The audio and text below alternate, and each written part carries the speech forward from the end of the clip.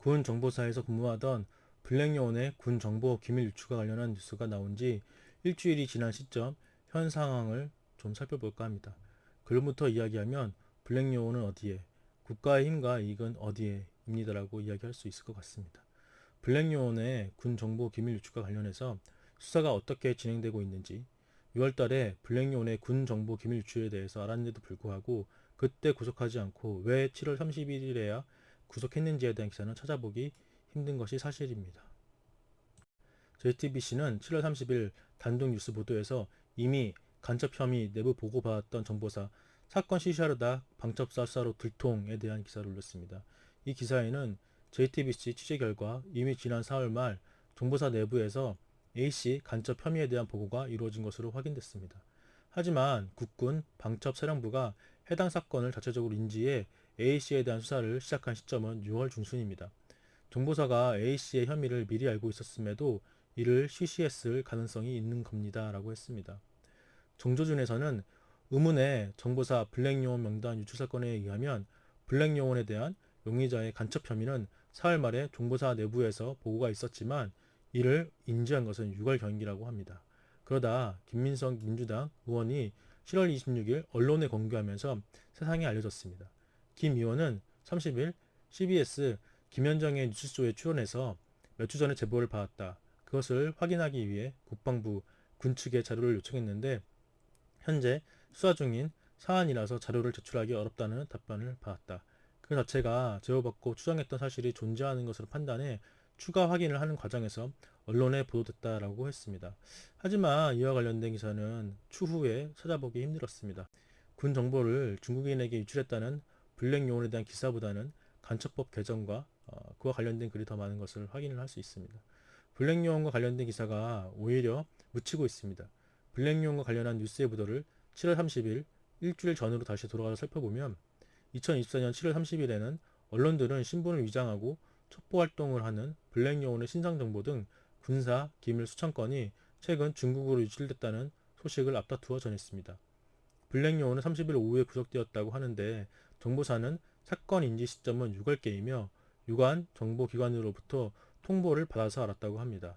그렇다면 그동안 정보사는 블랙요원이 군 기밀을 해외에 유출시켰는데도 불구하고 구속도 시키지 않고 조사만 하고 있었습니다.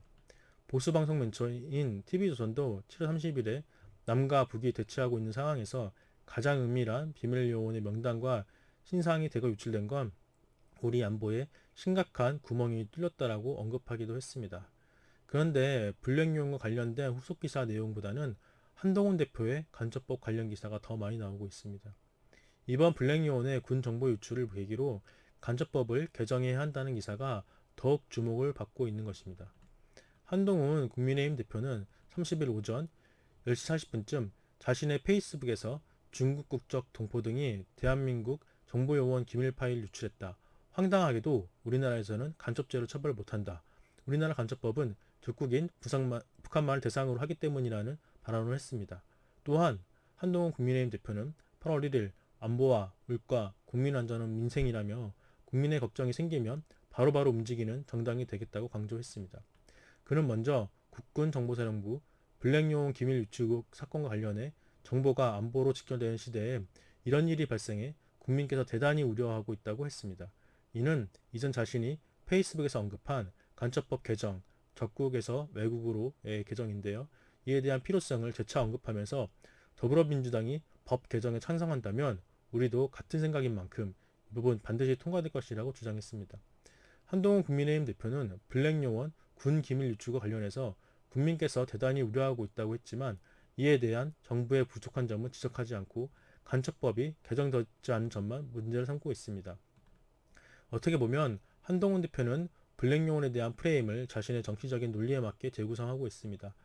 조지 레이코프의 꽃길이는 생각하지 마라는 책을 보면은 프레임 재구성에 관한 이론을 통해서 언어와 정치, 사회적 논쟁에 대한 통찰을 제공합니다. 한동훈 대표는 프레임을 재구성하여 간첩법 개정에 대한 본인의 신념을 표현하고 있습니다. 그의 페이스북 생각이 언론을 타면서 블랙요원에 대한 기사보다는 간첩법 개정과 관련된 글이 더 많이 올라와 있다는 것을 알 수 있습니다. 8월 6일 블랙용어 관련된 언론의 기사를 살펴보면 블랙용어에 대한 수사보다는 한동훈 대표와 더불어민주당 간의 간첩법 개정과 관련한 기사를 살펴볼 수 있습니다. 홍익표 전 더불어민주당 원내대표는 5일 MBC 라디오 김종배의 시선집중에 출연해서 한동훈 국민의힘 대표가 형법상 간첩죄 적용 대상을 적국에서 외국으로 확대하는 법 개정을 더불어민주당이 막았다고 주장한 것에 대해 법무부와 법조계 출신 의원들이 다 소극적이었다라며 정치 공세를 하지 말아야 한다고 비판했습니다. 홍 전 원내대표는 국정원법 때문에 문제가 생겼다고 하면 국정원이 취득해서 굉장히 중대한 정보, 예를 들어 간첩활동과 관련된 스파이 활동 관련된 건 경찰이나 검찰에 넘겼는데 그게 잘못해가지고 사건을 터졌다면 국정원법의 문제라고 할 수 있지만 이건 그게 아니다라고 말했습니다. 이건 정확하게 방첩활동 대 스파이 작전에 문제점이 생긴 거고 더군다나 이건 정보사, 정보기관 내의 문제라며 이걸 국정원법 탓을 하는 건 말이 안 된다는 것이다. 검찰에서 부정이 생겨서 수사 못하면 검찰법 때문이냐 이렇게 얘기하는 거하고 똑같은 것이라고 비판을 했습니다. 심지어 8월 2일 한경에 정보사 기밀 유출 등 메가토급 현안 쌓였는데 국방위는 쌈박질 중이라는 기사에서는 국방위원회는 8월 1일 22대 국회 개원 2달 만에 전체 회의를 열었지만 중요한 현안인 국군 정보사령부, 정보사, 블랙용어 기밀 유출과 북한 오물풍선 등에 대해서는 제대로 다뤄보지도 못하고 낯뜨거운 고성 공방만 벌였다고 합니다. 국방위 회의는 지난달 초 김병주 더불어민주당 의원이 본 회의에서 정신나간 국민의힘 의원들 발언을 한 탓에 무산이 되었었습니다. 이후 처음으로 회의가 열리자 의원들은 그간 회의를 열지 못한 책임을 두고 공방을 벌이기 시작했기 때문입니다.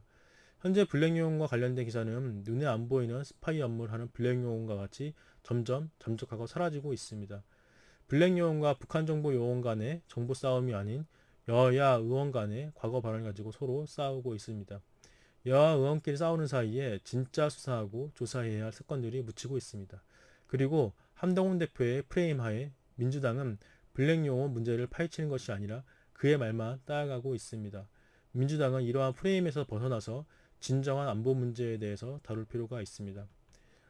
한 사례를 살펴보면은 8월 1일 국방위 회의에 추미애 민주당 의원의 발언을 통해서 이것에 대해서 더불어민주당이 가야 할 방향을 살펴볼 수가 있습니다. 추미애 의원은 정보사 기밀유출 사건이 터졌다. 또 한미일 군사협력, 방위비 분담금 협상, 오물풍선 대응 등 정부가 제대로 하는 것이 없다면서 야당 간사를 물고 늘어지면서 사과를 핑계로 국방부 장관을 부르지도 않고 그렇게 한가하냐고 묻고 싶다라고 말했습니다. 안보의 중요성에 대해서는 여나 야나 다르지 않을 거라고 생각을 합니다. 현실주의는 이렇게 봅니다. 국제관계 이론 중에 현실주의는 국가의 힘과 이론을 중심으로 세계 정치를 이해합니다. 대한민국은 과연 국가의 힘과 이익을 중시하고 있을까요? 대한민국 정치인들과 정부 관계자들은 자국의 이익을 최우선으로 하며 생존과 안보를 위해 행동하고 있을까요? 보수주의자들이 보수를 강조하며 이야기할 때 우리나라의 안보는 어디에 있는지 생각해 보게 됩니다. 물론 자유주의가 이야기하는 진보주의자들이 이야기하는 그런 협력의 중요성에도 불구하고 남북한 간에 군사적인 갈등과 분쟁이 생기는 것을 보게 되었습니다.